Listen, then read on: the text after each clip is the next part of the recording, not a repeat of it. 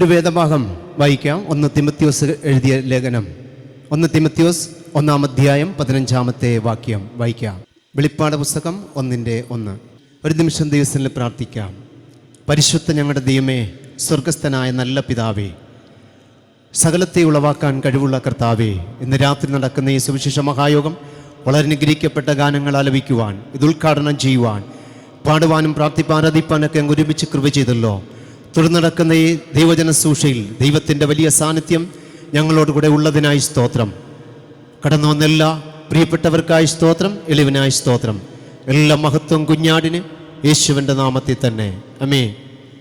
ദൈവത്തിൻ്റെ നിസ്തുല്യ നാമത്തിന് മഹത്വം ഉണ്ടാകട്ടെ. ഇന്ത്യ പെന്തക്കോസ്ത് ദൈവസഭ കിളിമാനൂർ സെൻറ്ററിൻ്റെ പ്രത്യേക വേങ്ങൂർ സെൻറ്ററിൻ്റെയും ഭാഗമായിരിക്കുന്ന ഈ ദൈവസഭയിൽ ദൈവജനം ശുശ്രൂഷിക്കുവാൻ ഇന്ന് പകൽ ഈ രാത്രിയിൽ ഒരവസരം പരിശുദ്ധ പിതാവ് നൽകി.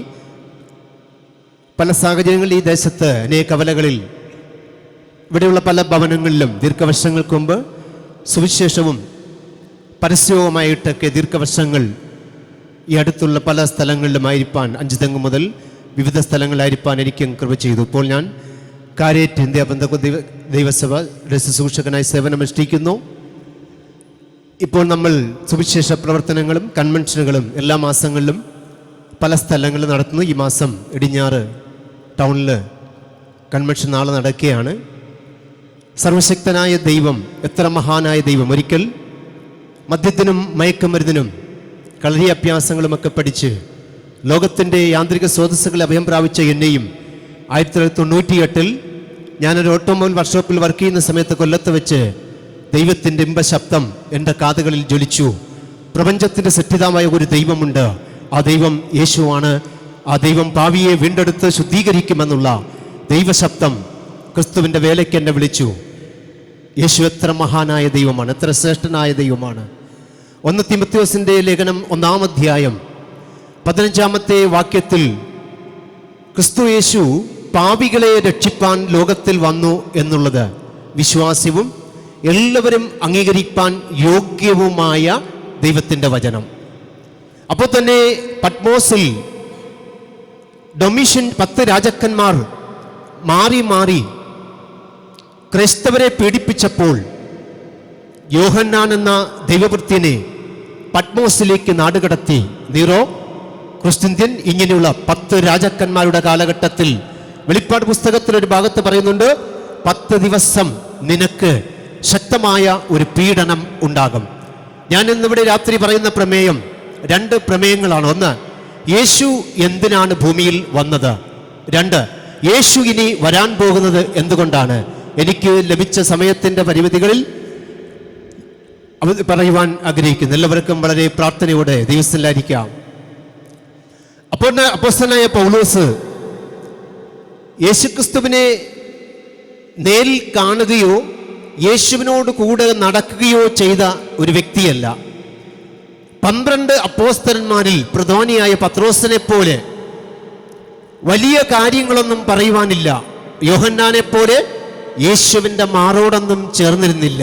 പക്ഷേ ദമസ്കോസിൻ്റെ പടിവാതിക്കൽ വെച്ച് ക്രൈസ്തവരെ ഉന്മൂലമായി തകർത്ത് കളയുവാൻ പദ്ധതിയൊരുക്കിയ മണ്ഡലങ്ങളിൽ യേശുക്രിസ്തുവിൻ്റെ ദൈവശബ്ദം ദമസ്കോസിൻ്റെ പടിവാതിൽക്കൽ വെച്ച് ദൈവത്തിൻ്റെ തേജസ് അവനെ സന്ദർശിച്ചപ്പോൾ ഇന്നലെ വരെ കാണാത്ത ദൈവത്തിൻ്റെ ഒരു ആത്മീയ സാന്നിധ്യത്തിൻ്റെ ശക്തി അവനിൽ വെളിപ്പെട്ടപ്പോൾ അനേക ലേഖനങ്ങൾ എഴുതുവാനും ദൈവത്തിൻ്റെ സുവിശേഷം മാത്രം ആസ്പദമാക്കി ജീവിക്കാൻ പൗലോസ് എപ്പോഴും തുറന്നാലും പറയുന്നത്, ആസയിലെ ശുശ്രൂഷയിലും സുവിശേഷത്തിന് വേണ്ടി മാത്രമാണ് പൗലോസ് എപ്പോഴും പ്രാധാന്യം കൊടുക്കുന്നത്.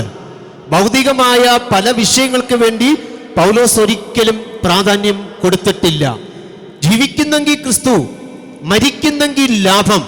ഞാൻ നല്ല പോർ പൊരുതും, ഓട്ടം തികയ്ക്കും, വിശ്വാസം കാത്ത് ഇനി നീതിയുടെ കിരീടം എനിക്ക്. കാണാത്ത ഒന്നിനു വേണ്ടി പൗലോസ് ഈ ഭൂമിയിൽ വെച്ച് തന്നെ സ്വർഗത്തിൽ ഇരിക്കുന്ന നിഗൂഢമാകുന്ന അനന്തനിത്യതയിൽ ലഭിക്കുന്ന പ്രതിഫലങ്ങളെക്കുറിച്ച് ചിന്തിച്ചു. അതുകൊണ്ടാണ് പൗലോസ് പറയുന്നത്, ഞാൻ കടക്കാരനാ. എന്തിന് കടക്കാരൻ? പാപിയായ മനുഷ്യൻ അതിക്രമങ്ങളിലും പാപങ്ങളിലും മരിച്ചു പോകുമ്പോൾ മനുഷ്യന്റെ പാപത്തിൽ നിന്ന് അവനെ വിമോചിക്കാൻ ക്രിസ്തുവിന്റെ സുവിശേഷം എനിക്ക് അവരോട് പറയുവാൻ ഞാൻ കടക്കാരനാ. ആ കടക്കാരനായ മനുഷ്യൻ പറയുകയാണ്, ക്രിസ്തു യേശു ചിന്തിച്ചേ, പാപികളെ രക്ഷിപ്പാൻ ഭൂമിയിൽ വന്നു. ക്രിസ്തു അഭിഷിക്തൻ എന്നാണ് പറയുന്നത്. എങ്കിൽ യേശു ക്രിസ്തു മനുഷ്യാവതാരത്തിൽ ഭൂമിയിലേക്ക് വന്നു. ഈ പ്രമേയങ്ങൾ അവിടെ പറയുമ്പോൾ യേശു ഒരു ദൗത്യത്തിനായി ഭൂമിയിലേക്ക് വരുമ്പോൾ ദൈവരൂപത്തിലിരിക്കെ ദൈവത്തോടുള്ള സദൃശ്യം മുറുകെ പിടിക്കണമെന്ന് വിചാരിക്കാതെ ഒരു ദാസരൂപമെടുത്ത് മനുഷ്യ സദൃശ്യത്തിലായി ക്രൂശില മരണത്തോളം അനുസരണമുള്ളവനായി തീർന്നു. എന്തുകൊണ്ടാ? ക്രിസ്തുയേശു പാപികളെ രക്ഷിപ്പാൻ ലോകത്തിൽ വന്നു എന്നുള്ളത് വിശ്വാസ്യവും എല്ലാവരും അംഗീകരിപ്പാൻ യോഗ്യവുമായ വചനം. വചനം എത്ര യോഗ്യതയുള്ളതാ! ഈ വചനം ഒരിക്കൽ ആശാരിപദേശി തലയിൽ വെച്ച് മറ്റുള്ള രാഷ്ട്രങ്ങളിൽ പോകുമ്പോൾ ഈ വചനമാണ് എന്നെ ഉയർത്തിയത്. ഈ വചനമാണ് ഇന്ന് രാത്രി ഞാനും ഇവിടെ നിൽക്കുന്നത്. ഈ വചനമാണ് ഇവിടെ ഇരിക്കുന്ന ഓരോരുത്തർക്കും ക്രിസ്തു ദൈവത്തിന്റെ മഹത്വം നിങ്ങളിൽ നിക്ഷിപ്തമായത്. അതുകൊണ്ടാണ് പൗലോസ് ജയിലിൽ കിടന്നപ്പോഴും പറയുകയാണ്, മഹത്വത്തിന്റെ പ്രത്യാശയായ ക്രിസ്തു നിങ്ങളുടെ ഉള്ളിലിരിക്കുന്നു. ഇന്ന് രാത്രി യേശു ഇല്ല എങ്കിൽ ഞാനും നിങ്ങളും സീറോയാ. യേശു ഉണ്ടെങ്കിൽ നമ്മൾ ശക്തരാ. ബാല്യക്കാർ ക്ഷീണിക്കും, യൗവനക്കാർ ഇടറി വീഴും, എങ്കിലും ദൈവത്തെ കാത്തിരിക്കുന്നവർ ശക്തി പുതുക്കും. അവർ തളർന്നു പോകാതെ ഓടും, ക്ഷീണിച്ചു പോകാതെ നടക്കും. ദൈവത്തിന്റെ മഹത്വം ലോകമറിയപ്പെടുന്ന ശക്തന്മാരായ ചില വ്യക്തികളെ, ലോകമറിയപ്പെടുന്ന ചില സുവിശേഷത്തിനായി ദൈവത്തിന്റെ മഹത്വം വെളിപ്പെടുത്താൻ ഒരഗ്നിഗോളമായി ഈ പട്ടണത്തിൽ ലോകരാഷ്ട്രങ്ങളിൽ കേരളത്തിന്റെ 14 സംസ്ഥാന സ്റ്റേറ്റുകളിൽ മാത്രമല്ല, ഇന്ത്യയുടെ 30 സംസ്ഥാനങ്ങളിൽ മാത്രമല്ല, കർത്താവിന്റെ വചനത്തിന്റെ ശക്തി നമ്മുടെ അകത്ത് വെളിപ്പെടുമ്പോൾ ഇരമ്യാവ് അവനോട് പറയുക, ഞാൻ നിന്റെ വചനം നിന്റെ നാവിലങ്ങ് തന്നിരിക്കുക. ചിന്തിച്ചേ, അപ്പൊ യോഗ്യമായ വചനമാ. യോഹന്നാൻ 1:1 പറയുന്നു, ദൈവത്തിന്റെ വചനം പറയുന്നു, ആദിയിൽ വചനമുണ്ടായിരുന്നു, വചനം ദൈവത്തോടു കൂടെയായിരുന്നു, വചനം ദൈവമായിരുന്നു. അപ്പോൾ ഈ വചനം ദൈവശാസ്ത്രീയമായ വചനം ഏത് മനുഷ്യനെയും ക്രിസ്തുവിൽ തികവുള്ളവനാക്കി മാറ്റുന്ന ദൈവത്തിന്റെ വചനം. ആ വചനമാണ് ഇന്ന് രാത്രി കാലുകൾക്ക് ദീപമാകുന്നത്, പാതയ്ക്ക് പ്രകാശമാകുന്നത്. അല്പബുദ്ധികളെ ജ്ഞാനിയാക്കുന്ന വചനം, ദൈവത്തിന്റെ ശബ്ദം മാൻപേടകളെ പ്രസവിക്കുമറക്കുന്ന വചനം, ദൈവത്തിന്റെ വചനം ഇരുവായ്ത്തലയുള്ള ഏത് വാളിനേക്കാളും മൂർച്ചയേറിയ വചനം. ഇന്ന് രാത്രി ഈ സുവിശേഷ യോഗത്തിന്റെ ശബ്ദം ദേശത്ത് കേൾക്കുമ്പോൾ, ദേശമേ ദേശമേ നീ ഇവിടെ വന്ന് വചനം കേൾക്കാ.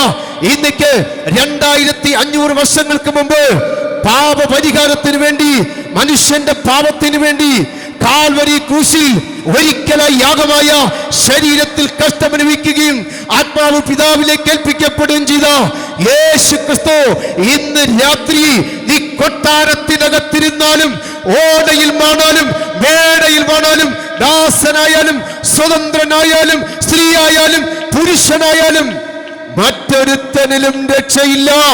രക്ഷിക്കപ്പെടുവാൻ മനുഷ്യന്റെ ഇടയിൽ ആകാശത്തിന്റെ കീഴിൽ നൽകപ്പെട്ട ഒരു നാമമുണ്ട്. അത് യേശുവിന്റെ നാമം. അത് സ്വലോകരുടെയും ഭൂലോകരുടെയും അതോ ലോകരുടെയും കുടങ്കാലുകൾ മടങ്ങുന്ന നാമം. ഹല്ലേലൂയ. എൻ്റെ ജീവിതത്തിലും ഞാനും യേശുവിനെ ഒരിക്കലും അറിയുന്ന ഒരു വ്യക്തിയല്ല. എൻ്റെ വീട്ടിൽ ആദ്യം എൻ്റെ മൂത്ത ചേച്ചിയുടെ, നിങ്ങൾ 7 പേരാ, എൻ്റെ മൂത്ത ചേച്ചിയുടെ മകളാണ് ആദ്യം ആറ്റിങ്ങൽ CSA പള്ളിയിൽ ആരാധനയ്ക്ക് പോകുന്നത്. അന്നെനിക്ക് ബിസിനസ് ഉള്ള കാലമാ, നല്ല പണമുണ്ട്. ഞാൻ പറഞ്ഞാൽ അവരെല്ലാം അതുപോലെ കേൾക്കും. 2.5 വർഷം ആരാധനയ്ക്ക് പോയ കുഞ്ഞിനെ മുടക്കിയതാ ഞാൻ. എൻ്റെ ബിസിനസ്സുകളെല്ലാം തകർന്ന് ദിശാബോധമില്ലാതെ ഭ്രാന്തനെ പോലെ രാത്രിയിൽ തിരുവനന്തപുരം പട്ടണത്തിലുള്ള തെരുവീതിയുള്ള കാടുകളിലൂടെ നടന്നു പോകുമ്പോൾ മരിക്കണം, പാമ്പുകൊത്തി മരിക്കണമെന്ന് ചിന്തിക്കുമ്പോൾ PMG എന്ന് പറയുന്നൊരു ചർച്ച്, തിരുവനന്തപുരത്തുള്ള ചർച്ചിൽ വെച്ച് വർഗീസ് എന്ന് പറഞ്ഞ അധ്യാപകൻ ഞങ്ങളുടെ വെഞ്ഞാറമൂടിലാണ് ഹോട്ടൽ നടത്തുമ്പോൾ അവിടെ ഹോട്ടലിൽ വന്ന് ആഹാരം കഴിക്കുമ്പോൾ യേശുവിനെ കുറിച്ച് പറയുമായിരുന്നു. തിരുവനന്തപുരത്ത് ബേക്കറി യേശുവിൽ നിൽക്കുമ്പോൾ അദ്ദേഹം എന്നോട് പറഞ്ഞു, ബ്രദറേ, ഇന്ന് രാത്രി ഇവിടെ ഒരു യോഗമുണ്ട്, സമയമുണ്ടെങ്കിൽ വാ. 1998 മാർച്ച് മാസം 5-ാം തീയതി ആ ഹോളിലേക്ക് കയറിയ യേശു പ്രപഞ്ചത്തിന്റെ സൃഷ്ടിതാവെന്ന് അന്ന് രാത്രി ചവിട്ടും തിരുമും കളരിയഭ്യാസങ്ങളും 38 മുക്കോടി ദേവീദേവതമാർ ആരാധിച്ച എനിക്ക് ക്രിസ്തുവിനെ ഹൃദയത്തിൽ രക്ഷിതാവും കർത്താവുമായി സ്വീകരിക്കാൻ കൃപ ചെയ്തു. ആ ദൈവം, ലോകത്തിന്റെ സൃഷ്ടികർത്താവ്, എത്ര മഹാനായ ദൈവം, എത്ര ശ്രേഷ്ഠനായ ദൈവം, ആ ദൈവത്തെ ഈ ശബ്ദസീമയിലൂടെ എത്ര വർണ്ണിച്ചാലും മതിവരത്തില്ല. ഭ്രാന്തനെ പോലെ അലഞ്ഞു നടന്ന ആയിരക്കണക്കിന് ചെറുപ്പക്കാർക്ക് ഒരു നിത്യശാന്തി തരുന്ന, മദ്യത്തിനും മയക്കുമരുന്നിനും അടിമപ്പെട്ടു പോകുന്ന മനുഷ്യർക്ക് ശാന്തി നൽകുന്ന സഹോദര, നിന്റെ കടഭാരത്താലോ രോഗങ്ങളാലോ നിന്റെ ജീവിതത്തിലോ എന്തെല്ലാം പ്രതിസന്ധിയിലൂടെ പോയാലും കർത്താവായ യേശുവിനെ വിശ്വസിക്ക, എന്നാൽ നീയും നിന്റെ കുടുംബവും രക്ഷ പ്രാപിക്കും. യഹൂദന്മാർ ജ്ഞാനമന്വേഷിച്ചു, യവനന്മാർ അടയാളം ചോദിച്ചു. ഞങ്ങൾ പ്രസംഗിക്കുന്ന ക്രിസ്തു ഏതാ? ക്രൂശിക്കപ്പെട്ട ക്രിസ്തുവാ, ക്രൂശിക്കപ്പെട്ട ക്രിസ്തുവാ. അപ്പോൾ ക്രിസ്തുയേശു പാപികളെ രക്ഷിക്കാനാണ് ഈ ഭൂമിയിലേക്ക് വന്നത്. പാപികളെ രക്ഷിപ്പാൻ ഈ ഭൂമിയിലേക്ക് വന്നു. ഇപ്പൊ പൗലോസ് പിന്നെ മറ്റൊരു കാര്യം പറയുന്നുണ്ട്, ആ പാപിയിൽ ഒന്നാമനാ. ഓ, ചിന്തിച്ചേ, പാപത്തിൽ ഹമാട്ടിയ, ലക്ഷ്യത്തെ തെറ്റിക്കുന്നതാ, സാഹോദര്യത്തെ തിരിച്ചറിയാൻ കഴിയാത്തതാ, ജീവിതത്തിൽ ദിശാബോധമില്ലാത്തതാ. റോമാലേഖനം 5:12 പൗലോസ് പറയുന്നു, അതുകൊണ്ട് ഏക മനുഷ്യനാൽ പാപവും പാപത്താൽ മരണവും ലോകത്തിൽ കടന്നു, ഇങ്ങനെ നാം എല്ലാവരും പാപം ചെയ്തുകയാൽ മരണം സകല മനുഷ്യരിലും പടർന്നിരിക്കുന്നു. അതുകൊണ്ട് ഈ ശബ്ദസീമയിൽ കേൾക്കുന്ന ദേശമേ, ദൈവത്തിന്റെ മക്കളെ, ഈ പാപത്തിൽ നിന്ന് വിമോചനം പ്രാപിക്കാതെ യേശു കർത്താവെന്ന് നാവ് കൊണ്ട് ഏറ്റുപറയുകയും ഹൃദയം കൊണ്ട് ഞാൻ പാപിയായ മനുഷ്യൻ, നീ ദൈവമെന്ന് ഞാൻ വിശ്വസിക്കുന്നു എന്ന് പറയാതെ പാപമോചനമില്ല.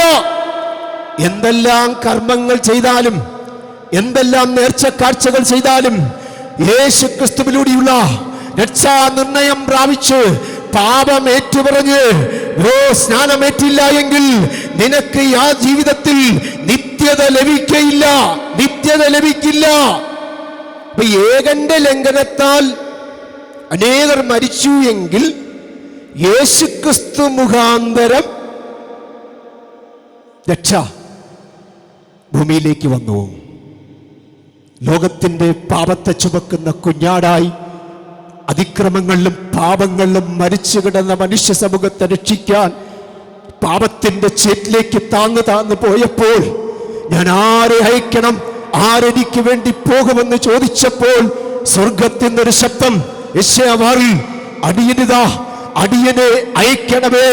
ദൈവത്തോടുള്ള സദൃശ്യം എന്റെ കർത്താവ് മുറുകെ പിടിച്ചില്ല. യോഹന്നാന്റെ സുവിശേഷം 3-ാം അധ്യായം 16-ാമത്തെ വാക്യത്തിൽ വായിക്കുന്നു, തന്റെ ഏകജാതനായ പുത്രനിൽ വിശ്വസിക്കേണ്ടതിന് നശിച്ചു പോകാതെ സകല പേരും നിത്യജീവൻ പ്രാപിക്കുവാൻ തക്കവണ്ണം യേശു മാനവ സമൂഹത്തെ സ്നേഹിച്ചു. വിശുദ്ധ ബൈബിൾ 3-ാം അധ്യായ എഫെസ്യ ലേഖനത്തിൽ 2-ാമത്തെ പ്രാർത്ഥനയിൽ പൗലോസ് പറയുന്ന വിശ്വാസികളോട്, ഇന്നലെ വരെ ജീവിതത്തിൽ ഈ ലോകത്തിന്റെ യാന്ത്രിക സ്രോതസ്സുകളിൽ ആരാധിച്ചവരോട് പൗലോസ് പറയുകയാണ്, ക്രിസ്തുവിന്റെ സ്നേഹത്തിന്റെ ആഴം, ക്രിസ്തുവിന്റെ സ്നേഹത്തിന്റെ നീളം, ക്രിസ്തുവിന്റെ സ്നേഹത്തിന്റെ വീതി, ക്രിസ്തുവിൽ നിങ്ങൾ വേരൂന്നണം. ഇന്ന് രാത്രി ഭൂലോകത്തെ കീഴ്മേൽ മറിക്കുന്ന പത്രോസ് ഇന്നലെ വരെ ചാളവിറ്റ് നടന്നവൻ ഭൂലോകത്തെ കീഴ്മേൽ മറിക്കുന്നവനായി മാറിയത് എങ്ങനെയാ? പെന്തക്കോസ്ത് നാളിൽ പരിശുദ്ധാത്മാവിന്റെ ശക്തി അവന്റെ ഉള്ളത്തിലേക്ക് വന്നപ്പോൾ അവൻ ഒരു വ്യത്യസ്ത മനുഷ്യനായി മാറി. ആ ദൈവത്തിന്റെ സാന്നിധ്യം എത്ര ശ്രേഷ്ഠതയുള്ളതാണ്, എത്ര മഹത്വമുള്ളതാണ്. അപ്പൊ സ്ത്രീയെ ഏക മനുഷ്യൻ പാപവും പാപത്താൽ മരണവും ലോകത്തിലേക്ക് വന്നു. ഏക മനുഷ്യനിൽ പാപവും പാപത്താൽ മരണവും. അപ്പൊ പാപങ്ങൾ ഏറ്റുപറഞ്ഞ് പാപമില്ല എന്ന് നമ്മൾ പറയുന്നു എങ്കിൽ നമ്മൾ നമ്മളെ തന്നെ വഞ്ചിക്കുക. റോമാലേഖനം 5:8 പറയുന്നു, ക്രിസ്തുവേശുവോ നാം പാപികൾ ആയിരിക്കുമ്പോൾ തന്നെ നമുക്ക് വേണ്ടി മരിക്കിയാൽ ദൈവം തനിക്ക് നമ്മോടുള്ള സ്നേഹത്തെ പ്രദർശിപ്പിച്ചു. എവിടെയാ? യെരുശലേമിൽ നിന്ന് ഗോൽഗോഥയിലേക്ക് ഒരു ക്രൂശ് മരവുമായി വീണ്ടും എഴുന്നേറ്റും പോകുന്ന ക്രിസ്തു, മൂന്നാടികളാൽ തറയ്ക്കപ്പെടുമ്പോൾ ചാട്ടവാടുകൾ അടികളേറ്റ ക്രിസ്തു, എൻ്റെ നിങ്ങളുടെ ശാപങ്ങൾക്ക് വേണ്ടി, എൻ്റെ നിങ്ങളുടെ പാപങ്ങൾക്ക് വേണ്ടി, എൻ്റെ നിങ്ങളെ സ്വതന്ത്രം വരുത്താൻ ഇന്ന് രാത്രി യേശു ഇവിടെ വന്നിട്ടുണ്ട്. യേശു ക്രിസ്തു, എൻ്റെ കുഞ്ഞുങ്ങളെ, നിങ്ങൾ പാപം ചെയ്യാനല്ല ഈ തിരുവെഴുത്തെഴുതിയത്. പിന്നെന്തിനു വേണ്ടിയാ? യോഹന്നാൻ 10:10 പറയുന്നു, കള്ളം വരുന്നത് മോഷ്ടിപ്പാനും അറുപ്പാനും അല്ലാതെ കള്ളം വരുന്നില്ല, അവർക്ക് ജീവൻ ഉണ്ടാകുവാനും സമൃദ്ധിയായ ജീവൻ ഉണ്ടാകാനും അത്രേ യേശു വന്നത്. ഏക മനുഷ്യനാൽ പാപവും പാപത്താൽ മരണവും ഭൂമിയിൽ സംഭവിച്ചപ്പോൾ ഏദനിൽ വെച്ച് ആദാമിലൂടെ ഹവ്വയിലൂടെ തകർക്കപ്പെട്ട ശരീരത്തെ എബ്രായ ലേഖനക്കാരൻ പറയുന്നു, എനിക്ക് വേണ്ടി നീ ഒരു ശരീരം ഒരുക്കിയല്ലോ. എന്ന് വിളിച്ചാൽ കാലയോ എക്ലീസ്യ, വിളിച്ചു വേർതിരിക്കപ്പെട്ടവരുടെ കൂട്ടമാകുന്ന സഭയാകുന്ന ശരീരത്തെ രൂപാന്തരപ്പെടുത്തുവാൻ യേശുക്രിസ്തു ഈ ഭൂമിയിൽ വന്നു. നല്ല ഇടയൻ തൻ്റെ ആടുകൾക്ക് വേണ്ടി ജീവനെ അങ്ങ് കൊടുക്കുക. ചിന്തിച്ചു നോക്കിയേ. അപ്പം ഒരുത്തൻ പാപം ചെയ്തു എങ്കിലോ നീതിമാനായ യേശുക്രിസ്തു എന്ന കാര്യസ്ഥൻ, യോഹന്നാൻ ലേഖനം 1 പറയുന്ന പ്രമേയമാണ്. നീതിമാനായ യേശുക്രിസ്തു എന്ന കാര്യസ്ഥൻ നമുക്ക് വേണ്ടി പ്രായശ്ചിത്തമായി. അടുത്ത വാചകം പറയുക, നമുക്ക് വേണ്ടി മാത്രമല്ല, സർവലോകത്തിലെ മനുഷ്യന്റെ പാപത്തിനു വേണ്ടി. ചിന്തിച്ചേ, യേശുക്രിസ്തുവിന്റെ രക്തം സകല പാപവും പോക്കി നമ്മെ ശുദ്ധീകരിക്കുന്ന രക്തം. അപ്പൊ യേശു ഈ ഭൂമി വന്നപ്പോഴേ സമ്പാദിച്ചത് എന്താ? യേശു സമ്പാദിച്ചത് സഭയാ, മണവാട്ടിയാകുന്ന സഭയാ, കളങ്കമില്ലാത്ത സഭയെ സമ്പാദിക്കാൻ യേശു കൊടുത്ത വിലയെന്താ? പാപസംബന്ധമായി മരിച്ച് നീതിക്ക് ജീവിക്കേണ്ടതിനോ നമ്മുടെ പാപങ്ങൾക്ക് വേണ്ടി ക്രിസ്തു മുഴുപാപവും കർത്താവിന്റെ തലയിൽ ശരീരത്തിൽ വഹിച്ചുകൊണ്ട് ക്രൂശിന്മേൽ കയറി. ആ യേശുവിന്റെ സ്നേഹം 20:28 അപ്പോസ്തലൻ പറയുന്നു, സ്വന്തം രക്തത്താൽ സമ്പാദിച്ചിരിക്കുന്ന സഭ. ചിന്തിച്ച്, നമ്മെ സമ്പാദിച്ച് ഈ ഭൂമിയിൽ യേശുക്രിസ്തു തന്റെ തകർക്കപ്പെട്ട മനുഷ്യനെ ശുദ്ധീകരിച്ച് നിത്യതയിലെത്തിക്കുവാൻ യേശു സമ്പാദിച്ചത് സഭ മാത്രമാണ്. യേശു വേറെ ഒന്നും ഈ ഭൂമിയിൽ സമ്പാദിച്ചില്ല. അപ്പൊ അവന്റെ പുത്രനായ യേശുവിന്റെ രക്തം സകല പാപവും പോക്കി നമ്മെ ശുദ്ധീകരിക്കും. അതുകൊണ്ട് നാം എന്ത് ചെയ്യണം? സ്നാനമേൽക്കണം. ഞാൻ ഈ PMG ചർച്ചിലേക്ക് കടന്നുപോയപ്പോൾ 10 ദിവസത്തെ ഉപവാസ പ്രാർത്ഥനയിലിരുന്നു. ഓരോ ദിവസം ഇരുന്നപ്പോൾ 5-ാമത്തെ ദിവസം ഒരു മനുഷ്യൻ എൻ്റെ അടുക്കലേക്ക് ഇങ്ങനെ കടന്നു വരുന്നത് പോലെ തോന്നി. ഒരു ദൈവശബ്ദം ഇങ്ങനെ കേട്ടു, നിന്റെ പഴയ ശരീരമെല്ലാം ഞാനിഞ്ഞെടുത്തു, ഒരു പുതിയ ശരീരം തന്നിരിക്കുന്നു. ഒരുവൻ ക്രിസ്തുവിലായാൽ പുതിയ സൃഷ്ടി, പഴയത് കഴിഞ്ഞു.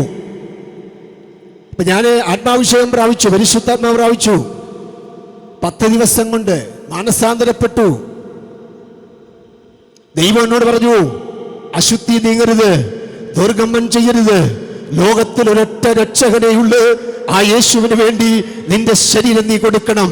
അങ്ങനെ ഞാൻ അന്ന് സ്ഥാനത്തിന് ക്ലാസ് എടുക്കുന്ന പാസ്റ്റർ മുമ്പിൽ വെച്ച് പറഞ്ഞു, എനിക്കും നല്ലൊരു മനുഷ്യനായി ജീവിക്കണം യേശുക്രിസ്തുവിൽ.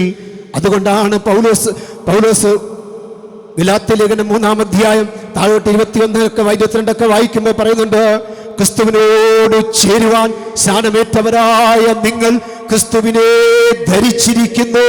ഒന്നുകൂടി ആഴത്തിൽ പോയാൽ പഴയ മനുഷ്യനെ, മോഷ്ടിക്കുന്ന മനുഷ്യനെ, പോഷ്ക് പറയുന്ന മനുഷ്യനെ, കൺമോഹം, ജഡമോഹം, ജീവനത്തിന്റെ പ്രതാപമുള്ള മനുഷ്യനെ, മദ്യത്തിനും മയക്കുമരുന്നിനും ഈ ലോകത്തിന്റെ ആധാരമാകിയ മേഖലകളിലും കടന്നു പോകുന്ന മനുഷ്യനെ രാഗമോഹങ്ങളോടുകൂടെ ഉരിഞ്ഞു കളഞ്ഞിട്ട് ദൈവാനുരൂപമായ ഒരു പുതു മനുഷ്യനെ സൃഷ്ടിച്ചു. അതിനുവേണ്ടിയാണ് യേശു കാൽവരി ക്രൂശിൽ വില കൊടുത്തത്, എനിക്കും നിങ്ങൾക്കും വേണ്ടി വില തന്നത്.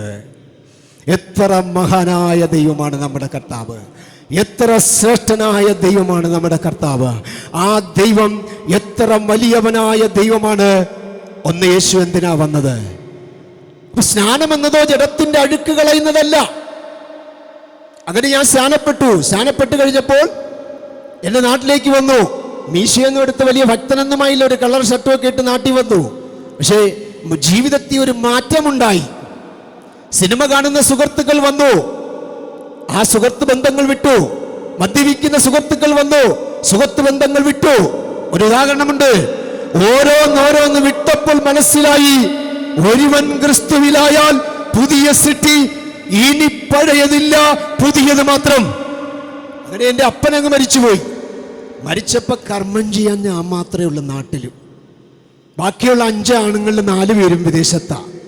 ഞാൻ യേശു സ്തോത്രം എന്നും പറഞ്ഞ് അടക്കിയ സമുദായക്കാരെല്ലാം കൂടി വന്നു. കർമ്മം ചെയ്യാൻ ഒരു മകനേ ഉള്ളു, കർമ്മം ചെയ്യണമെന്ന് പറഞ്ഞു. ഞാൻ അങ്ങനെ പറഞ്ഞു, യേശു ലോകരക്ഷിതാവിനെ സ്വീകരിച്ചത് കൊണ്ട് എനിക്ക് എൻ്റെ അച്ഛൻ ജീവിച്ചിരുന്ന സമയത്ത് സകല കർമ്മങ്ങളും ഹോസ്പിറ്റലിൽ കൊണ്ടുപോവുകയും ആഹാരം വേവിച്ചു കൊടുക്കുകയും വസ്ത്രം കഴുകി കൊടുക്കുകയും ഈ കർമ്മങ്ങളെല്ലാം ചെയ്തു. ഇത് പറഞ്ഞപ്പോൾ മതപണ്ഡിതന്മാർ പറഞ്ഞു, ഇനി ഇവനെ ഒരു വിവാഹത്തിനോ ഒരു മരണത്തിനോ യാതൊരു കാര്യത്തിനും നമ്മുടെ സമുദായത്തെ വിളിക്കുകയില്ല. ഇന്ന് രാത്രി ലോകവും അതിൻ്റെ മോഹം ഒഴിഞ്ഞു പോകും.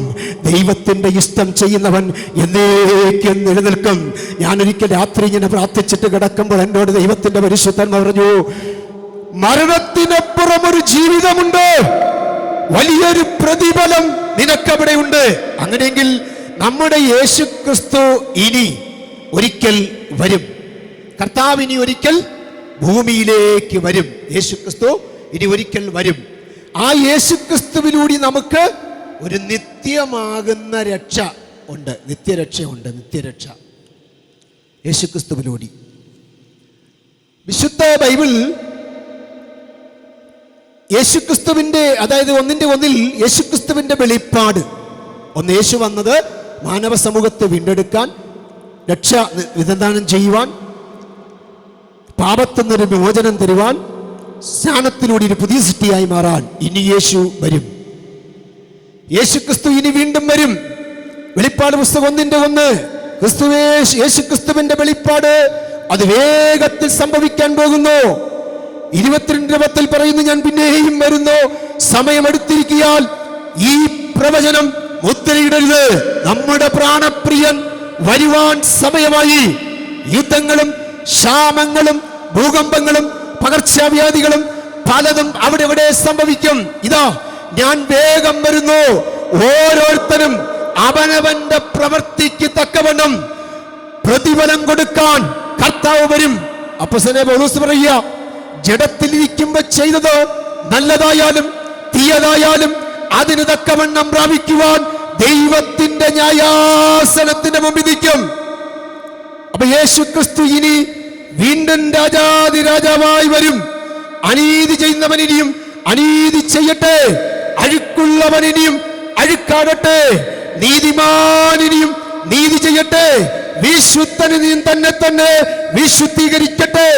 നമ്മുടെ കർത്താവ് കള്ളനെ പോലെ വരും. രഹസ്യവരമുണ്ട്. അന്ന് കൈവിടപ്പെട്ടു പോകരുത്. ഓടിയതും അധ്വാനിച്ചതും ചിലവാക്കിയതും നഷ്ടപ്പെട്ടില്ല. ഇന്ന് രാത്രി ഈ സുവിശേഷ മഹായോഗം വെച്ചത് ഒരിക്കലും വ്യർത്ഥമല്ല.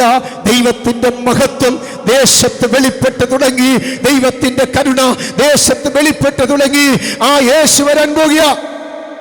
അങ്ങനെ യേശു ഈ ഭൂമിയിൽ വെച്ച് ഒരു വലിയ വാഗ്ദത്തം കൊടുത്തു. യോഹന്നാൻ ഇങ്ങനെ എഴുതി, യോഹന്നാൻ 14:1-2 നിങ്ങളുടെ ഹൃദയം കലങ്ങിപ്പോകരുത്. ദൈവത്തിലും വിശ്വസിപ്പിൻ, എന്നിലും വിശ്വസിപ്പിൻ. യോഹന്നാൻ 14:2 പറയുന്നു, എൻ്റെ പിതാവിൻ്റെ ഭവനത്തിൽ അനേകം വാസസ്ഥലങ്ങളുണ്ട്. ഞാൻ പോയി സ്ഥലമൊരുക്കിയിട്ട് പിന്നെയും തന്റെ സഭയെ വേലി ചേർക്കാൻ മേഘത്തിലേക്ക് വരുന്നൊരു ദിവസമുണ്ട്. യേശുവിന്റെ വരവ് ഒരു കെട്ടുകഥയല്ല, ഒരു കിളവിക്കഥയല്ല. പൗലോസ് പറയുന്നു, ഞാൻ നല്ല പോർ പൊരുതും, ഓട്ടം തികച്ച് വിശ്വാസം കാത്ത് ഇനി ആ നീതിയുടെ കിരീടം എനിക്ക് വേണ്ടി മാത്രമല്ല, അത് പിന്തുടരുന്ന സകല മനുഷ്യർക്കും അത് വെച്ചിരിക്കുക. ലഭിച്ചു കഴിഞ്ഞു എന്നോ തികഞ്ഞവനായെന്നല്ല, എനിക്കും അത് പിടിക്കാമോ എന്ന് വെച്ച് ഞാൻ പിന്തുടരുകയാ.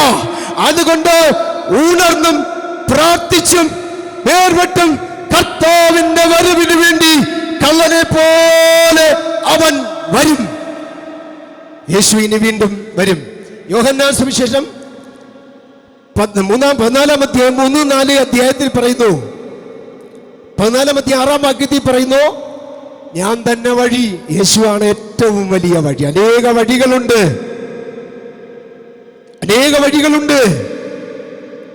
യേശുവാണ് ഏക വഴി.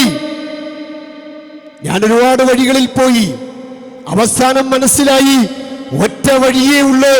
സ്വർഗത്തിൽ പോകാൻ ഒരൊറ്റ വഴിയേ ഉള്ളൂ, അത് യേശു ക്രിസ്തുവിലൂടെയുള്ള വഴിയും വഴി തെറ്റിയാൽ ലക്ഷ്യം മാറും, ചെല്ലുന്ന സ്ഥലം മാറും. അതുകൊണ്ട് രാത്രി വഴിയൊന്നേ ഉള്ളൂ, വാതിലൊന്നേയുള്ളൂ, അത് യേശുവിന്റെ വാതിലാ. അത് ഇടുക്കവും ഞെരുക്കമുള്ള വാതിലാ, വേദനപ്പെടുന്ന വാതിലാ, നിന്ദിക്കപ്പെടുന്ന വാതിലാ. ലോകത്തിന്റെ വാതിൽ മദ്യത്തിനും മയക്കുമരുന്നിനും ചരസ് പ്രമുഷകര് ടീനേജ് ലോകത്തിന്റെ സാന്മാർഗിക പ്രവർത്തികളിലുള്ള വിശാലവാതിൽ വിശാലമായി തുറന്നിട്ടിരിക്കുമ്പോൾ ഇന്ന് രാത്രി മൂങ്ങോട് ഈ കൺവെൻഷനിൽ ദൈവത്തിന്റെ പരിശുദ്ധനെ വിളിച്ചു പറയുന്നു, ഞാൻ തന്നെ വഴി, ഞാൻ തന്നെ സത്യം, ഞാൻ തന്നെ ജീവൻ, എന്നിലൂടെ അല്ലാതെ ആരും സ്വർഗരാജ്യത്ത് പ്രവേശിക്കത്തില്ല. ഇവിടെ കരങ്ങളുയർത്തി കർത്താവിനെ ഒന്ന് സ്തുതിച്ചേ. Hallelujah, hallelujah. 20 കോടി രൂപ കിട്ടി എന്ന് പറഞ്ഞാൽ എത്ര വലിയ സന്തോഷമാ. പ്രാണപ്രിയന്റെ വരവ് നടക്കാൻ പോകുക എന്ന് പറഞ്ഞാൽ നമ്മൾ എത്ര സന്തോഷിക്കും. ചിന്തിച്ചു നോക്കിയേ, നമ്മുടെ യേശു വരാൻ പോകുന്നു. വെളിപ്പാട് പുസ്തകം 3-4 അധ്യായത്തിൽ ഒരു പിളർപ്പുണ്ടായി. 4:1 വായിക്കാം.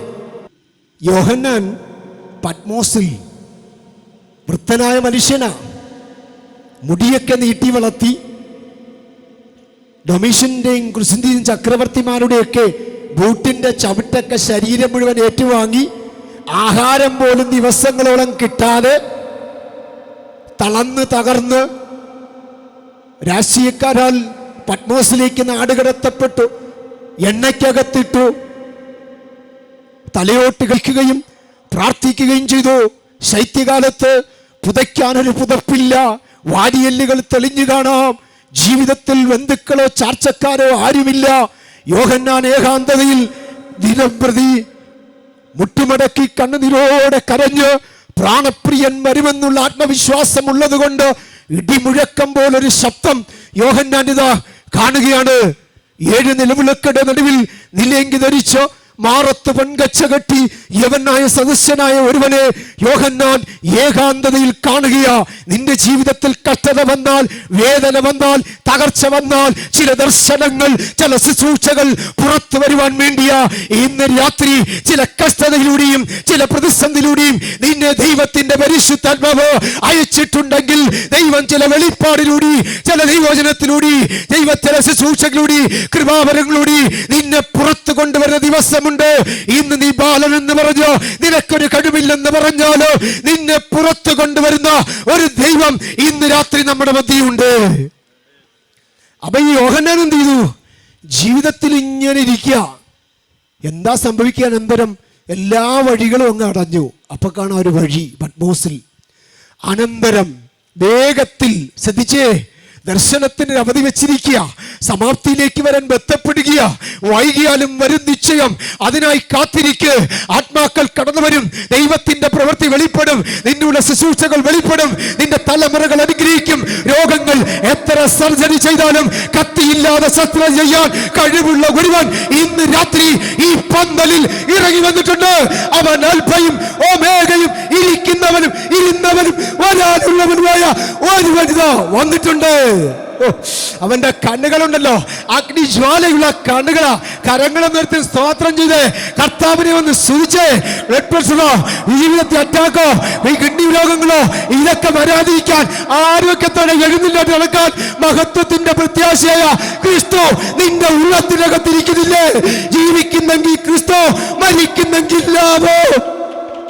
ഹല്ലേലൂയ. കരങ്ങളെ തട്ടി കർത്താവിനെ ഒരു നിമിഷം കയ്യും കെട്ടി കോട്ടുമായിട്ടിരിക്കാതെ ഇന്ന് രാത്രി ആത്മനിറവ് പ്രാപിച്ച ദൈവത്തിന്റെ മക്കളെ ഒന്നാരാധിച്ച് ഉടലമാനക ഹസ്തര ജലാസ്യാരക വൈഡ മനക റീഗമൗശാലക. ഹല്ലേലൂയ. ഓ റീമാനക സന്ദരാജല. അപ്പൊ യോഹന്നാൻ ഒരു ശബ്ദം കേൾക്കുക. എന്താ വൃത്തനായ മനുഷ്യന്റെ കാതിൽ കേൾക്കുന്നത്? അനന്തരം സ്വർഗത്തിലൊരു വാതില്. മങ്ങിയിരുന്ന കണ്ണുകളിൽ പ്രാർത്ഥിച്ചും ഉപവസിച്ചും ജീവിതത്തെ എല്ലാം നഷ്ടപ്പെട്ടവനെ പോലെ നാടുകടത്തപ്പെട്ടവൻ പൗലോസ് പറയുന്നു, നിങ്ങൾ ഈ ഭൂമിയിലുള്ളതല്ല ഉയരത്തിലുള്ളത് തന്നെ അന്വേഷിപ്പീൻ. ഭൂമിയിലുള്ളതല്ല ഉയരത്തിലുള്ളത് തന്നെ ചിന്തിക്കാൻ, ശാരീരികമായി മാനസികമായി ക്രിസ്തുവിന്റെ വരവിനെ എപ്പോഴും നിങ്ങൾ ചിന്തിക്കാൻ. അപ്പൊ യോഹന്നാൻ ഇങ്ങനെ നോക്കുക, ഉയരത്തിലേക്ക് ഇങ്ങനെ തിരിഞ്ഞു നോക്കിയ അപ്പൊ കാണാം ഒരു വാതില്. ഇന്നലെ വരെ കണ്ടിട്ടില്ലാത്തൊരു വാതില്, സ്വർഗത്തിന്റെ വാതിൽ. അവനിതാ ദർശനം കാണുകയാണ്. ഇന്ന് രാത്രി നമ്മൾ ചിന്തിച്ചു നോക്കിയേ, ജീവിക്കുന്നെങ്കിൽ ക്രിസ്തു, മരിക്കുന്നെങ്കിൽ ലാഭം. ഈ ഭൗമ ഭവനം അഴിഞ്ഞു പോയാലും കൈപ്പണി അല്ലാത്ത ഒരു നിത്യഭവനം എനിക്ക് നിങ്ങൾക്കും മുകളിലുണ്ട്. മർത്യമായത് അമർത്യമായതും അമർത്യമായത് മർത്യമായതും ധരിക്കുമ്പോൾ മരണം നീങ്ങി ജീവനിലേക്ക് കടക്കും. Hallelujah, hallelujah. അപ്പൊ നമ്മുടെ ദൈവം എത്ര മഹാനാണ്. അപ്പോൾ ഒരു പിളർപ്പുണ്ടായി. 3-ാം അധ്യായം വെളിപ്പാട് 4-ാം അധ്യായത്തിന് മുൻപ് ഒരു പിളർപ്പുണ്ടായി. 1 തെസ്സലോനിക്ക ലേഖനം 4-ാം അധ്യായം 17-ാം വാക്യത്തിൽ, പിന്നെ ജീവനോടെ ശേഷിക്കുന്നവരായ നാം അവരോടുകൂടെ ഒരുമിച്ച് ആകാശത്തിൽ കർത്താവിനെ എതിരേൽക്കാൻ എടുക്കപ്പെടുമെന്ന്. നമ്മുടെ പ്രാണപ്രിയന്റെ രഹസ്യവരവിൽ ഈ ഭൂമിയിൽ മരിച്ചു മൺമറഞ്ഞ തന്റെ 2 കുഞ്ഞുങ്ങളെയും മണ്ണെണ്ണ ഒഴിച്ച് പെട്രോൾ ഒഴിച്ച് കൊല്ലുമ്പോൾ, ജീപ്പിനകത്തിട്ട് കൊല്ലുമ്പോൾ, ഇതാ ജീവന്റെ നായകനായ ക്രിസ്തു മേഘത്തിൽ വെളിപ്പെടുമ്പോൾ, ഇതാ ജീവനുള്ള ദൈവത്തിന്റെ ജീവനുള്ള പ്രത്യാശയ്ക്കായി ഉടുപ്പുള്ളവരായി തന്നെ തേജസ്കരിക്കപ്പെട്ട ശരീരമായി മരിച്ച് മൺമറഞ്ഞ കല്ലറയിൽ നിന്നോ കല്ലേറ് കൊണ്ടവരും ഊർച്ചവാൽനറുക്കപ്പെട്ടവരും ഇതാ ജീവന്റെ നായകനായ ക്രിസ്തു മേഘത്തിൽ വെളിപ്പെടുമ്പോൾ 7 വർഷത്തെ മഹാപീഡന കാലം അന്നുണ്ടാകും. കർത്താവായ യേശു 16:16 പറയുന്നു, കർത്താവായ യേശുവിൽ വിശ്വസിക്കുകയും സ്നാനമേൽക്കുകയും ചെയ്യുന്നവൻ രക്ഷിക്കപ്പെടും, അല്ലാത്തവൻ ശിക്ഷാവിധിയിലകപ്പെടും. 7 വർഷത്തെ ഒരു മഹാപീഡനം അന്ന് വരും.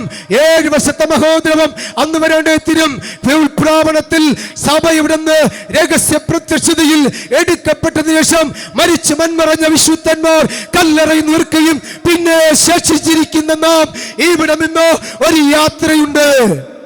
അതുകൊണ്ട് ആ സദസ്യവാക്യക്കാരൻ പറയുന്നത്, നീതിമാന് നിശ്ചയമുണ്ട്, അവൻ പോകേണ്ട വഴികളെ ദൈവം അവന് പറഞ്ഞു കൊടുക്കും. 1 കൊരിന്ത്യർ 15:51-52 വാക്യങ്ങൾ വായിക്കാം. 1 കൊരിന്ത്യർ 15:51-52 വാക്യങ്ങൾ. അപ്പൊ നമുക്കൊരു യാത്രയുണ്ട്. എവിടെയാ? നമ്മുടെ പൗരത്വം ഇവിടെ തീരുന്നത് അല്ല, ഇന്ത്യയിൽ തീരുന്നത് അല്ല, കേരളത്തിൽ തീരുന്നത് അല്ല, ഈ മുങ്ങോട് അവസാനിക്കുന്നതല്ല. ക്ഷയം, മാലിന്യം, വാട്ടം എന്നിവയില്ലാത്തതും വിശ്വാസത്താൽ ദൈവശക്തിയാൽ സൂക്ഷിച്ചിരിക്കുന്നതിനുമായി വീണ്ടും ജന്മം വായിച്ച ദൈവത്തിന്റെ പൈതലേ, നിനക്കൊരു യാത്രയുണ്ട്. അത് കർത്താവിന്റെ വരവിങ്കൽ, രഹസ്യ വരവിങ്കൽ സ്വർഗത്തിലേക്കാ. വായിക്കാം. ഞാനൊരു മർമ്മം നിങ്ങളോട് പറയാം. പൗലോസ് പറയുന്നു, ഒരു മർമ്മം കൂടി ഞാൻ പറയാം. ഒരുപാട് മർമ്മമാ ദൈവത്തിന്റെ വചനം. നാം എല്ലാവരും നിദ്ര കൊള്ളുകയില്ല. എന്നാൽ അന്ത്യകാഹളനാദത്തിങ്കൽ പെട്ടെന്ന് കണ്ണിമയ്ക്കുന്നിടയിൽ നാം എല്ലാവരും രൂപാന്തരപ്പെടും. കാഹളം ധ്വനിക്കും. മരിച്ചവർ അക്ഷരായി ഉയർക്കുകയും നാം രൂപാന്തരപ്പെടുകയും ചെയ്യും. ശ്രദ്ധിച്ചേ പൗലോസേ, എന്താണ് മർമ്മം? ഉത്തമമായ രഹസ്യമെന്ന പുതിയ നിയമസഭയുടെ ഉയർപ്പ് ഉത്തമമായ രഹസ്യമാ. പലർക്കും അറിഞ്ഞില്ല. അന്ന് പോകുമെന്ന് പറഞ്ഞ പലരും പോകാതിരിക്കും, പോകില്ല എന്ന് പറഞ്ഞ പലരും പോകും. ഈ മനുഷ്യൻ ഒരിക്കലും രക്ഷ പ്രാപിക്കില്ലെന്ന് പറഞ്ഞ സ്ഥാനത്ത് അന്നവിടെ കാണും, ജീവന്റെ പുസ്തകത്തിൽ പേരെഴുതി കാണാത്ത ഏവനെയും തീപ്പൊയ്കയിൽ തള്ളിയിടോ. ഞാനൊരു മർമ്മം നിങ്ങളോട് പറയാം. എന്താണ് പൗലോസേ മർമ്മം? നിദ്ര കൊള്ളുകയില്ല. അന്ത്യകാഹളനാദത്തിങ്കൽ കണ്ണിമയ്ക്കുന്നതിനിടയിൽ, അതായത് കണ്ണിന്റെ പോള ഒരു മൈക്രോമീറ്ററിലോ വെണ്ണീറിലോ 1000 വിഭാഗിക്കുന്നതിന്റെ, ഒരു മുടിനാരിനെ വിവാഹിക്കുന്നതിന്റെ ഒരു തൗ സമയം മാത്രമേ വരൂ. കണ്ണിമയ്ക്കുന്നതിന് നിദ്ര കൊള്ളുകയില്ല. അന്ത്യകാഹളനാദത്തിങ്കൽ കണ്ണിമയ്ക്കുന്നതിനിടയിൽ നാം എല്ലാവരും രൂപാന്തരപ്പെടും. കാഹളം ധരിക്കും. മരിച്ചവർ അക്ഷരായി ഉയർക്കും. Hallelujah, hallelujah. കൊലോസ്യർ 3:1 പറയുന്നതാകിയാൽ നിങ്ങൾ ക്രിസ്തുവിനോടുകൂടെ ഉയർത്തെഴുന്നേറ്റിരിക്കുന്നുവെങ്കിൽ ക്രിസ്തു ദൈവത്തിന്റെ വലതുഭാഗത്തിരിക്കുന്നിടമാകുന്ന ഉയരത്തിലുള്ളത് അന്വേഷിപ്പീൻ, ഉയരത്തിലുള്ളത് ചിന്തിപ്പീൻ. ഹല്ലേലൂയ. നമ്മുടെ പ്രാണപ്രിയന്റെ വരവ് ആസന്നമായി. 3:3 കൊലോസ്യർ ലേഖനത്തിൽ പറയും, നിങ്ങൾ മരിച്ച നിങ്ങളുടെ ജീവൻ ക്രിസ്തുവിൽ ദൈവത്തിൽ നിക്ഷിപ്തമായിരിക്കുന്നത് കൊണ്ട് ക്രിസ്തു വെളിപ്പെടുമ്പോൾ, ജീവന്റെ നായകനായ ക്രിസ്തു വെളിപ്പെടുമ്പോൾ, തേജസ്സിൽ വെളിപ്പെടുമ്പോൾ, അന്ന് ഞാനും നിങ്ങളും കർത്താവിൽ വെളിപ്പെടുമെന്ന്. Hallelujah, hallelujah. വെളിപ്പാട് പുസ്തകം 4:1 പറയുന്നതിനും സ്വർഗത്തിൽ ഒരു വാതിൽ തുറന്നിരിക്കുന്നത് ഞാൻ കണ്ടു.